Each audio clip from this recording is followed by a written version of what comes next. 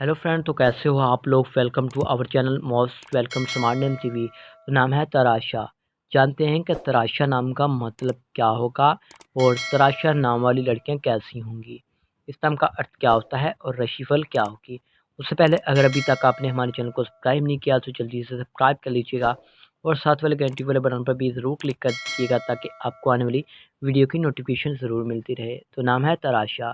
तराशा नाम का मतलब होता है फ़तह यानी कामयाब। तराशा नाम के तख्लीकी ज़बान में बात करें तो तराशा एक हिंदी ज़बान का नाम माना जाता है। तराशा जिन्स लड़का लड़की दोनों के लिए हम इस नाम को रख सकते हैं। और गाइस इस नाम का लकी नंबर होगा वो होगा 3। और इस्लाम का धर्म हिंदू माना जाता है। इस्लाम के लकी तारीखें 1, 2, 3, 6, 9, 15 और 24 होंगी। इस्लाम के बेहतरीन वक़्त में 7 पीएम से लेकर 9 पीएम तक इनका बेहतरीन वक़्त माना जाएगा। इस्लाम के लकी दिन में बुध, जुम्मा और हफ्ता शामिल होता है।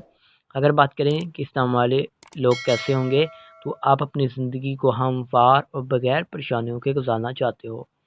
गाइस इस्लाम का हाकिम सारा होगा ज़हीरा। माफ़ी धातु में चांदी और तांबा भी शामिल होता है। इस्लाम के लकी कलर्स में पीला, नीला, सफ़ेद रंग शामिल होता है।